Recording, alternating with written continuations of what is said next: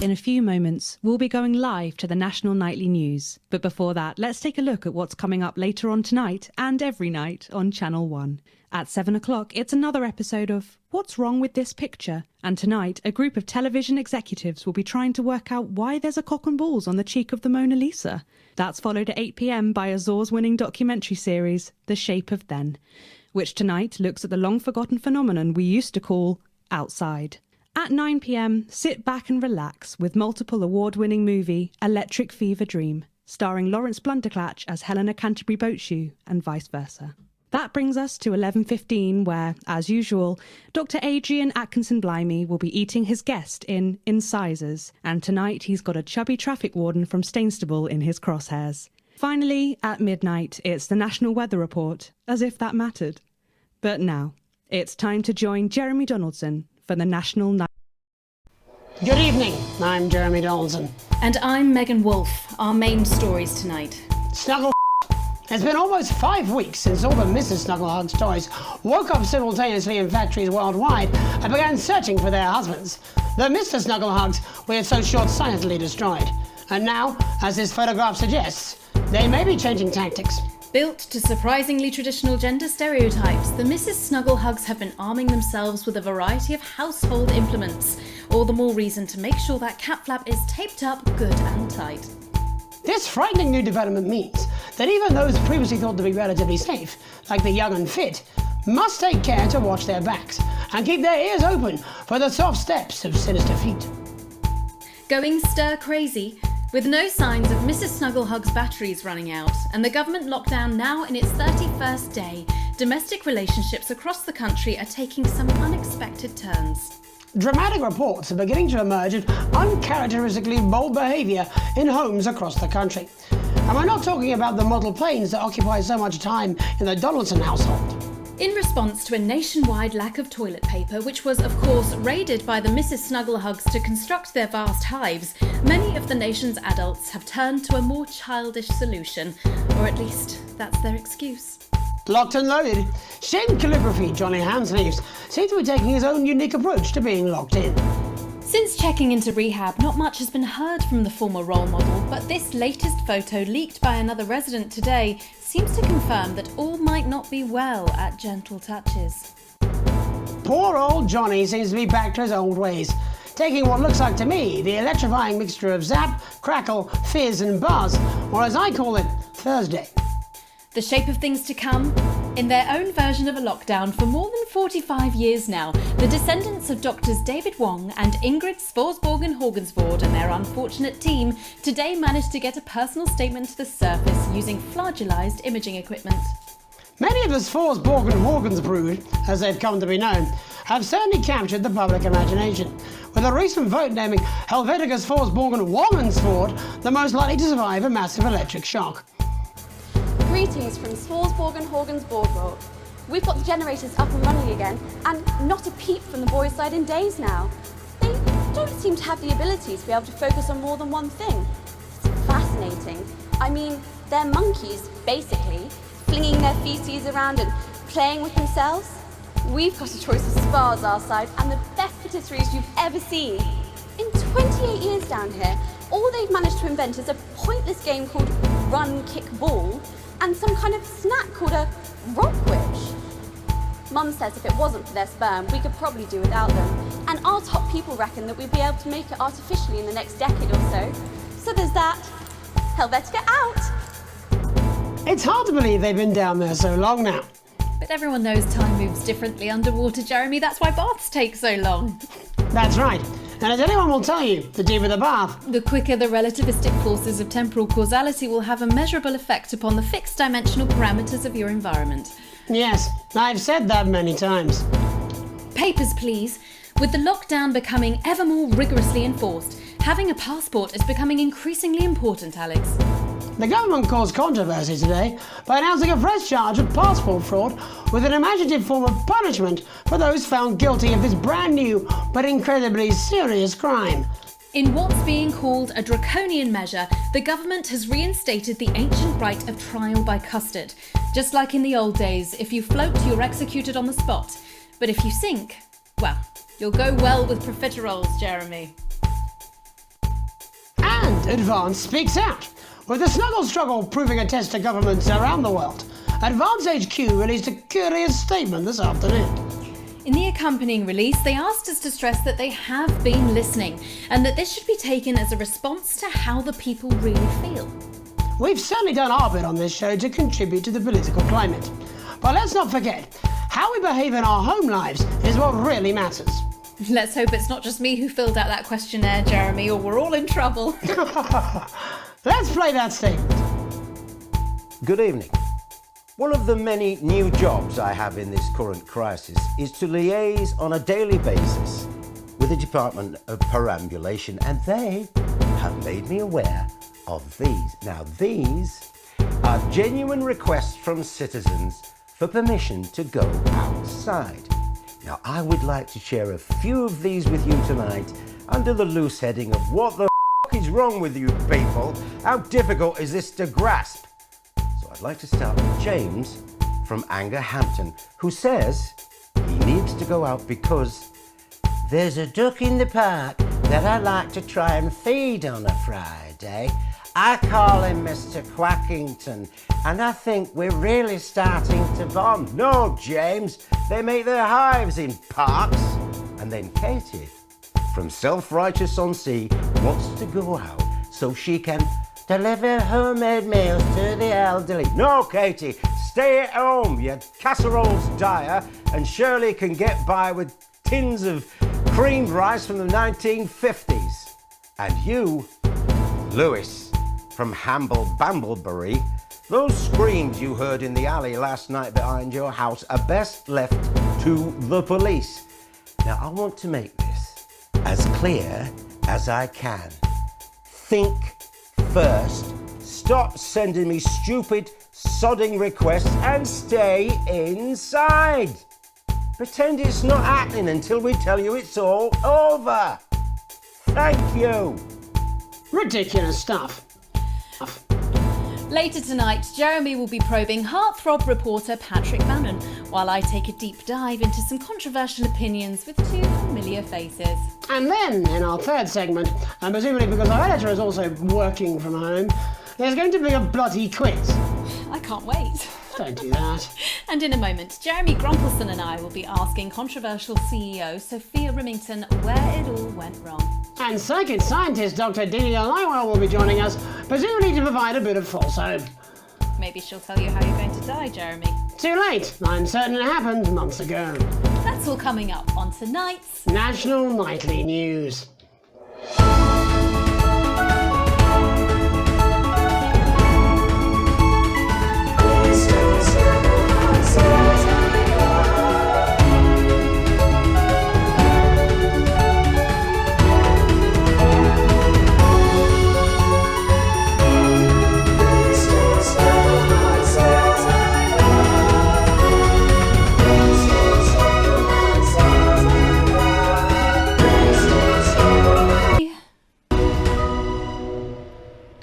Tonight, how do we get here? Where are we going? And most importantly, who's to blame? Joining us from her villa on the island of San Palmerino is CEO and socialite Sophia Remington. Thank you for having me, Megan. I am loving your hairdo, babe. And from her crystal heating laboratory in what I assume is a garage in Lower Uppington, Doctor, it says here, Delia Lywell. Thank you for inviting us on your show. Us? Don't. Miss Remington, your toys are rampaging across the developed world, your company is worth less than my annual salary, and your country's president recently called you a national disgrace. Have you taken your eye off the ball? Oh, honey, you're so cute when you're angry. The thing with you folks over there is you have an island mentality. You can't see the bigger picture. So, what is the bigger picture? The bigger picture is lithium batteries. Our toys have been running for upwards of 71 days now with no signs of them slowing down whatsoever. Imagine what that means for the future. It means we don't know when the hell this lockdown's going to end, doesn't it? You don't seriously believe Remington's fist can survive this? Lithium batteries are gonna change everything, tiny ogre. They're gonna power a new transport system, make technology portable. Hell, they might even take us into space. But how can you make them with everyone at home? Oh, don't you worry about that.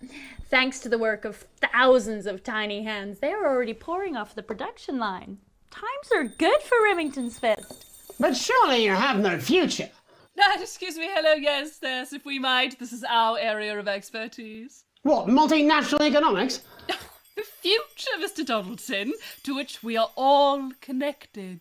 Yeah, okay, I'll bite. Why not? There's clearly nothing better to do. So, what does your scientific process tell you about the future of Sophia Remington, Doctor? We see her on a balcony. Foreign soil, but not foreign land. An age will pass. Fascinating. Wasn't it just? Delia, you are amazing. We have to fly you out here to the island to do that for my guests. They're gonna love you. Unfortunately, all flights are grounded because of your tiny, deadly stowaways. Not all flights, honey. Dee, call me. And you, Maggie. The more the merrier. Bring your swimwear. Miss Remington, you seem completely ignorant to the seriousness of the situation.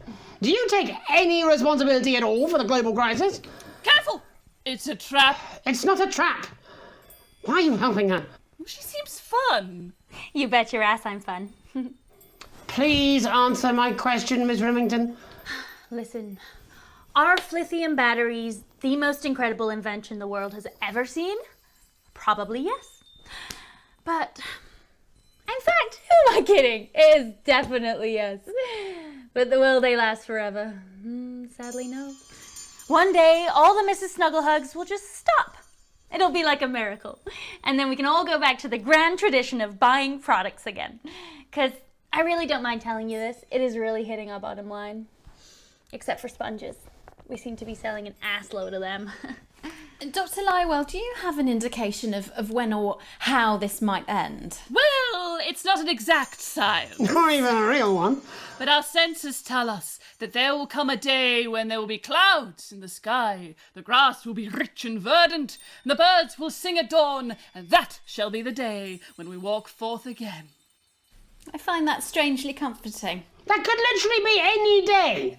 Well, let's hope it's soon. Clouds, grass, and birds. That's literally every day. Let's hope it's not too soon.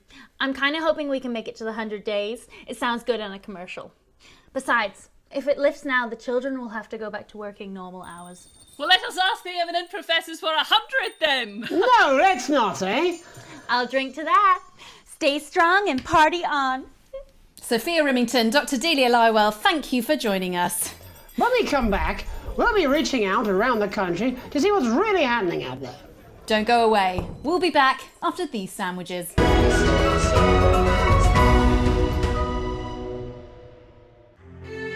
Our children are supposed to be our future.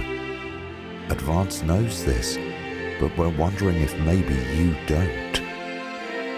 And we don't understand. Why don't you want your child to do lovely paintings? Like this one. And play with their friends, if you let them have friends, that is. In a safe, protected, but happy and supportive environment. Look, they're rafting. That looks like fun, doesn't it? Listen, we know it's your right to keep your child chained up by the side of the road, but wouldn't it be better to let them soar through the sky? Yahoo! Why wouldn't you let your kids do that? After all, it's really just a particularly awesome youth club. The Advanced Go-Getters. Why are you so paranoid?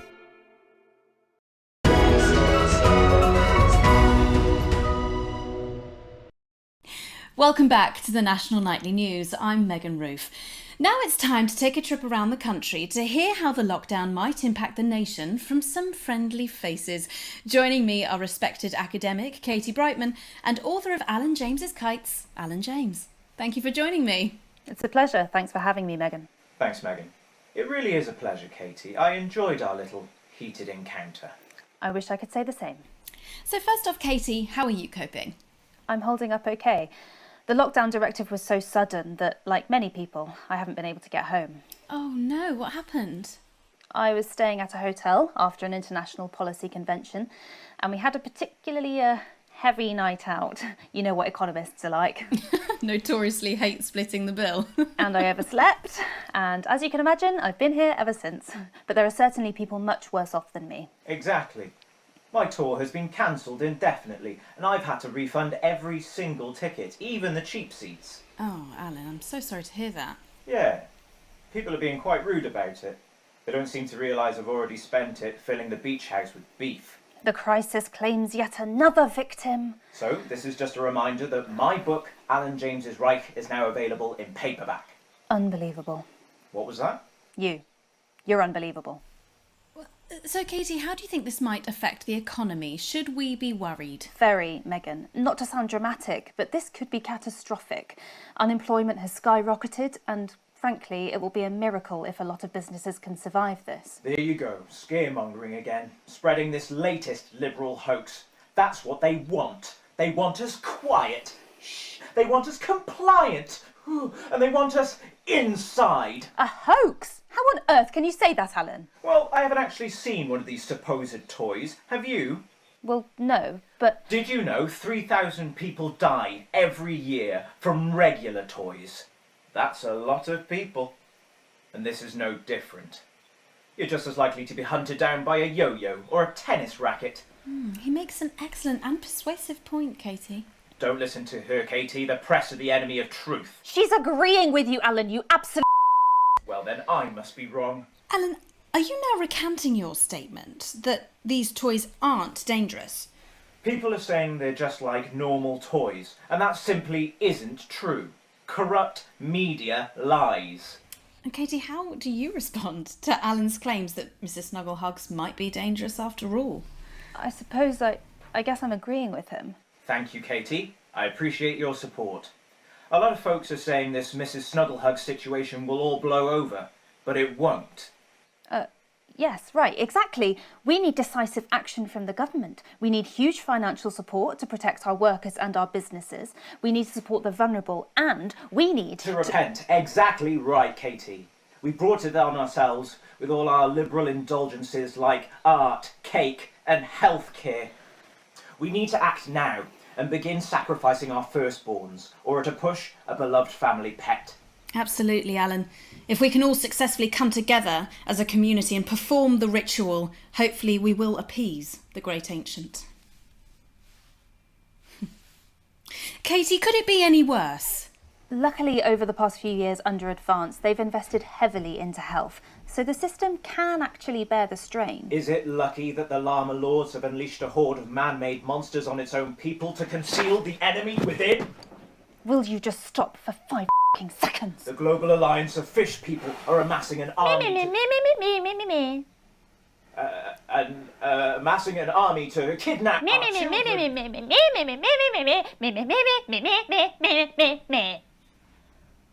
That's you. That's what you sound like. But Me. I Me. the Me. the Me. I don't sound like that. Yes, you do. You do, Alan. You do sound like that. And that's why no one wants to be your friend. I've got loads of friends. No, you haven't. I don't think you do, Alan. Yeah, stop lying, Alan. I'm not lying. You are. Oh, good one. Well, I'm telling.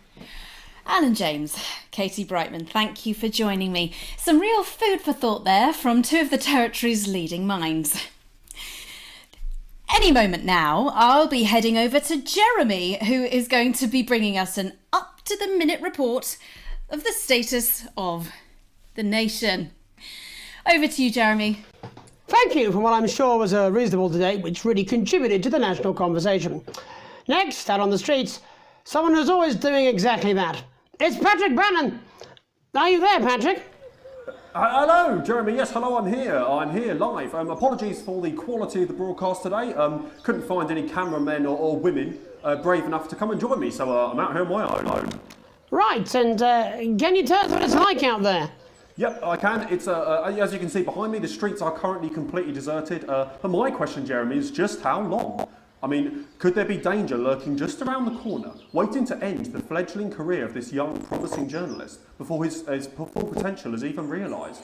Will he die, underappreciated by management, and frankly, if you ask me, very, very much underpaid? I don't think there's any danger of that, Patrick. What's that on your jacket there? Oh, that's actually a sponge. What I've done here is made a snuggle-proof jacket, Jeremy. The network didn't bother sending me any PPE, so I've been forced to improvise. In fact, showing the sort of resourcefulness that would make me an ideal candidate for example, an anchor position starting whenever they'd like. From your point of view, Patrick, just how safe are our streets? Not safe at all, Jeremy, not safe at all. I'd recommend people staying inside, following government advice, and not putting themselves at any risk at all. Unless, of course, like me, it's for groundbreaking journalism reasons. Mm-hmm. And just where are you, Patrick? I'm in the street. Which street? I think I'm struggling to hear you, actually. Which street? Which street are you on? Oh, which street am I on?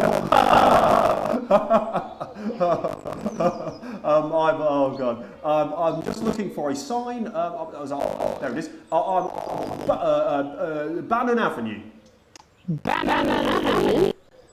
Yeah. Bannon Avenue. Yeah, no, I can hear you fine. Yep, I'm on Bannon Avenue on the sign, it says there. Like Patrick Bannon? Oh yeah, that is like that's a weird sign. I don't know what's going on there. Where are you really? I'm on Bannon. Alright, fine. I'm at home, to be honest. Alright, fine. Well, I'm in my bathroom technically, but you know, I couldn't face it, to be honest, mate. It's it's terrible out there. I don't go outside. They're everywhere. I'm sorry for lying. We don't expect any less of you, Patrick. Yeah, that's that. What the hell's that? I can, yes. I'm no expert, Patrick, but it sounds unmistakably like a tiny fist tapping on your shoulder there. Jeremy, no! Perhaps there's a small queue of tiny fists, each wielding a different household implement, bashing their heads of lions called reporters. Listen to you. If you're out there, just piss off, you little I'm too talented to tell you. What the Okay, it's fine. Oh God. Don't worry, Patrick. I'd say you've got a few seconds if they play their way in there and finish you off.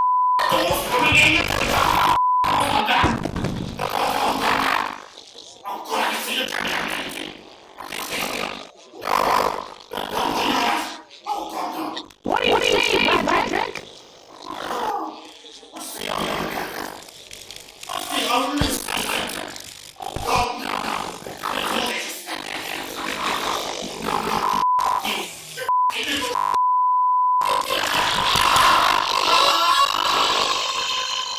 Thank you, Patrick, for that report. Showing an attention and more importantly management. Just where you belong. It's time to have a break, but when we come back, we'll be able to take your mind off for a while, and who knows, maybe even bring you some smiles. Join us after this. Good morning. This is Mr. Oldman, and this is a Channel 1 information video for internal use only.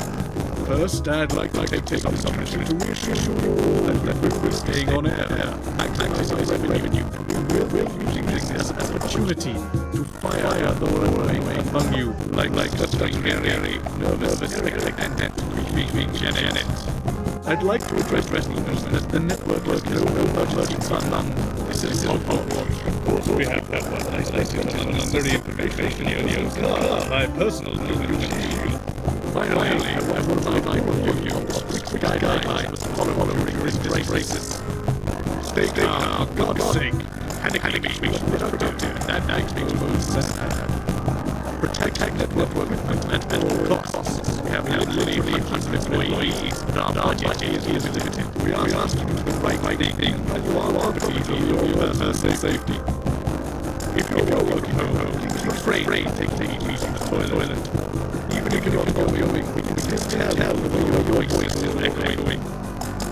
Every reminder, the dress code is still in force. I can give an eye on couples like a baby in a vacuum cleaner. And finally, remember, public here, they want information. They'll censor anything, tell them. So let's waste time on fact-checking integrity. There's money for the aid, not what taste. Postman out. Welcome back, well, welcome back anyway. You know, as I was listening, it's finally tonight, we have something different for you. Even though some people are not entertaining the public with absolute nonsense, other more important people overrule those people. So it's time to find out who will not win and who will not finally lose.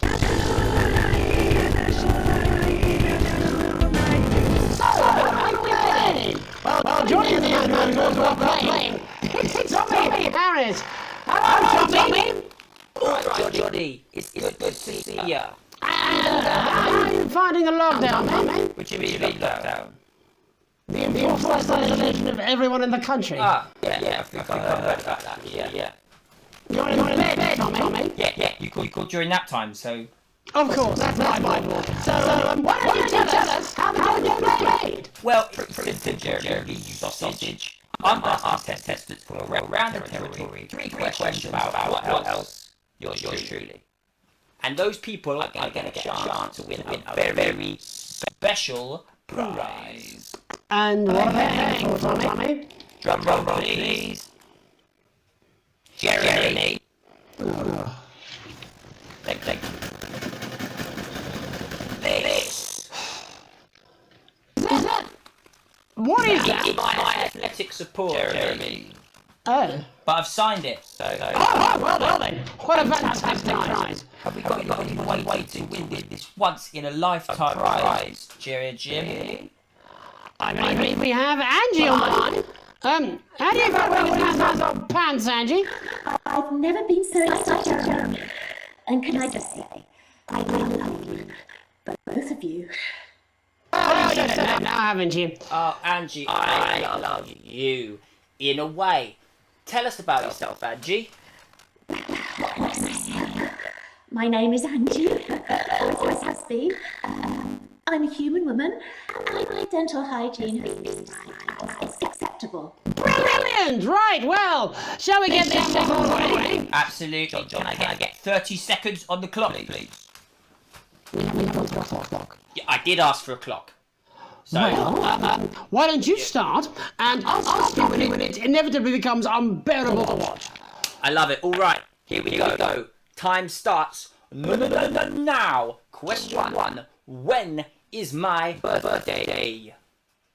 13th of August at 7:19 a.m.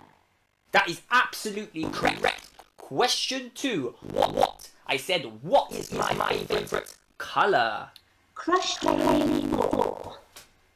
Correct, the colour of my nipples. And finally, Angie, what is my star sign? That's a trick question. You are outside of the human understanding of our cosmos. Unbelievable. That is correct. Stop the clock.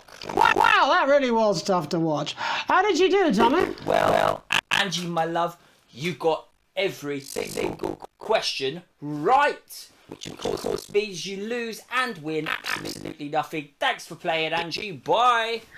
Do we have another contestant on the line at Jelly Bean? We do indeed. We should have Sonia Artreach. Are you there, Sonia? Of course I am, Jamie, darling. Thank you for being here, Sonia.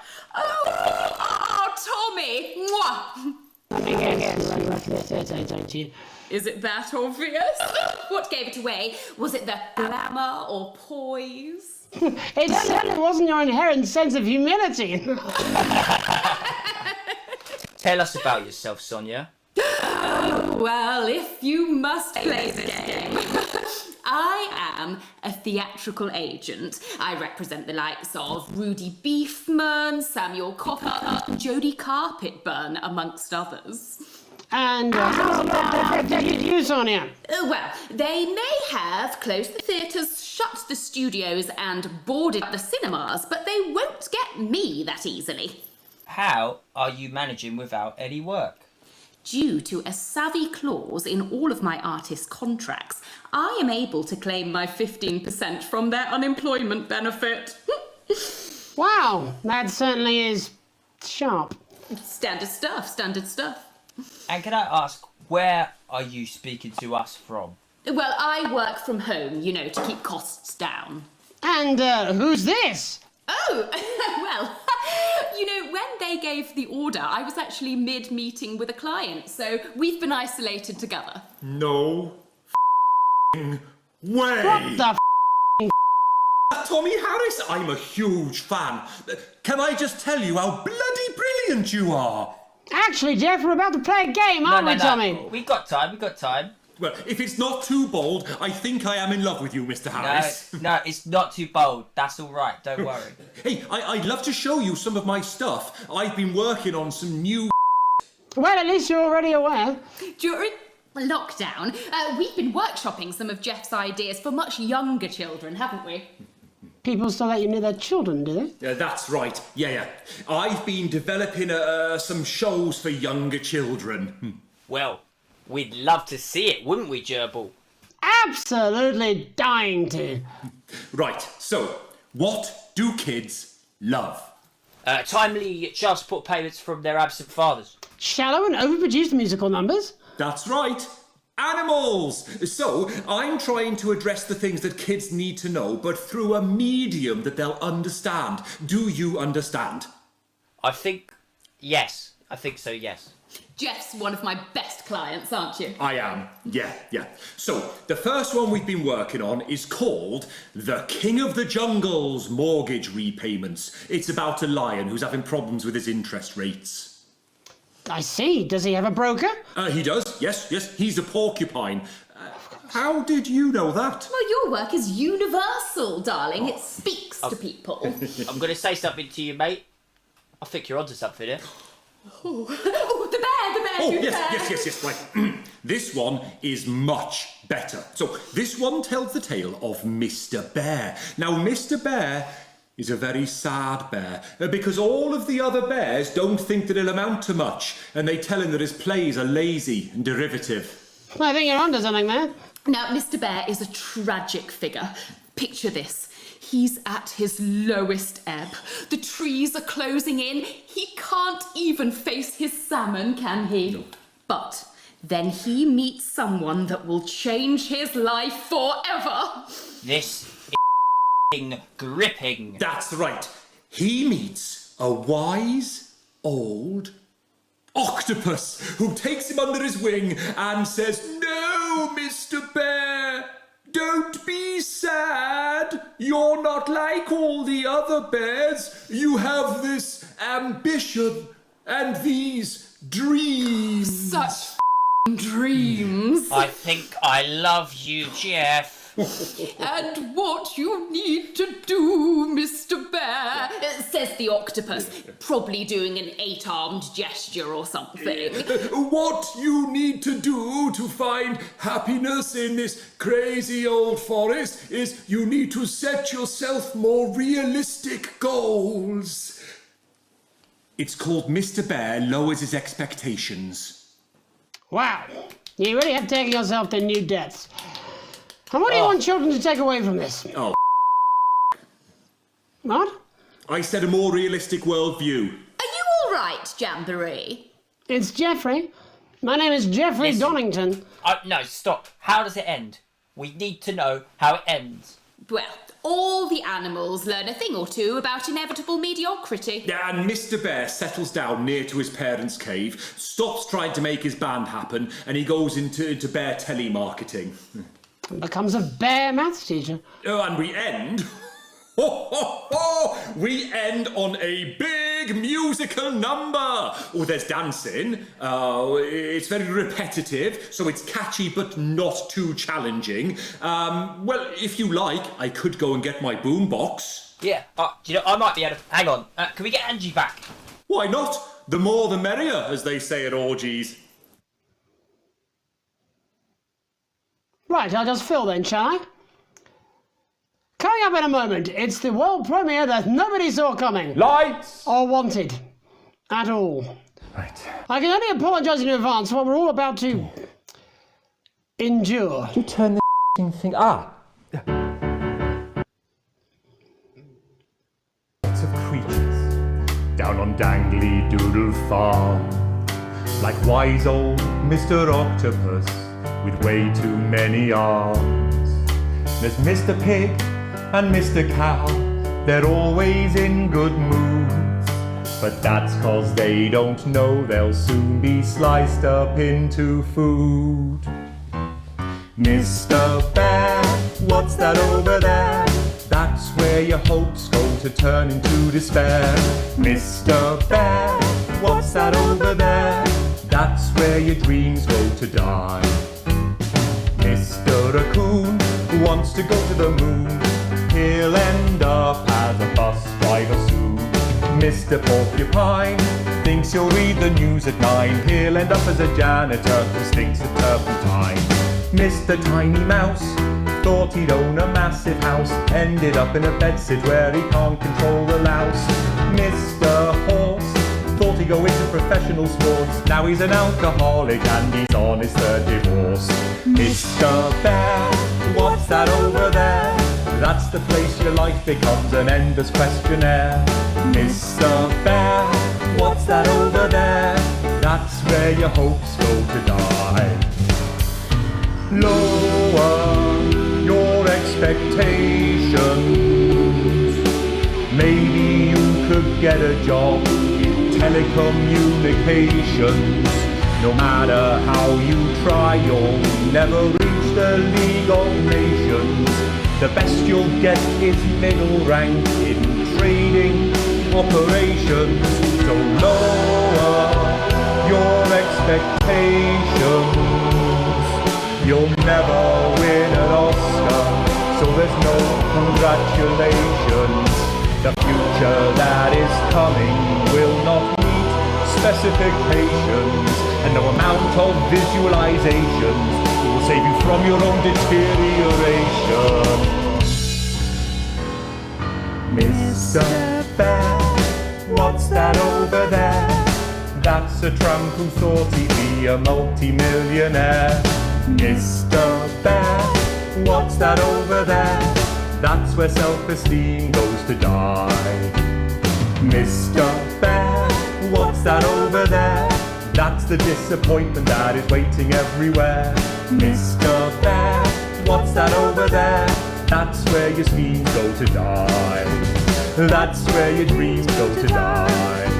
That's where dreams go to die.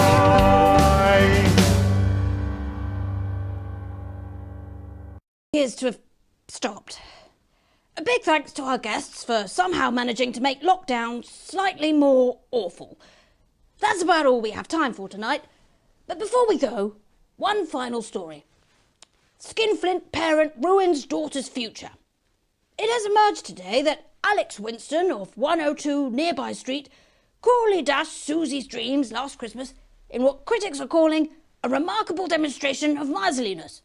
Stingy McTy, as Alex is now called by daughter Susie, failed to see the importance of a broader cultural experience, denying the inquisitive youngster the opportunity to visit such mind-expanding places as the annual dissident hunt in Urkistan, the orgy houses of Spenland, or the legendary tilted village of Romantica, which is scheduled to slide gracefully into the sea sometime next August.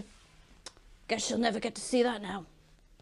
Spouse Sam exclusively told this programme, "I don't understand why Alex would deny her this chance to meet people from across the continent. 20 years of marriage and now I'm starting to wonder if my partner is a bit racist. Looks like someone needs to cut their daughter a little slack. Maybe this story will serve as a massive electric shock to the nerves. My name's Megan Wolf. Have a grease-proof night."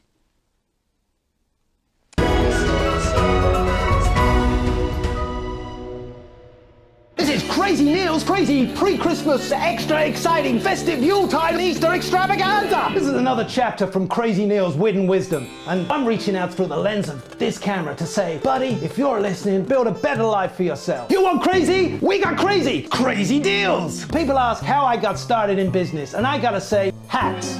I used to own an entire range of butt lift clinics. Didn't work out so well because we gave ladies more of a hunched look, and that wasn't popular. I used to have a ventriloquist act. I cheated rather because I trained a dog to talk. You can get down on all fours and yap like a dog for only $22.99 a month. This is a deal with Neil appeal. As the astronaut once said to me, I had a mission. Sometimes you're the alien and sometimes you're the cow. Hey dude, get off my wife. They wanted to increase recruitment for nuns. Nuns with buns, nuns with guns, nuns with sons. That one didn't go down so much because apparently they're not supposed to have sons. Crazy Bob here to make your life a little more enjoyable. Namaste.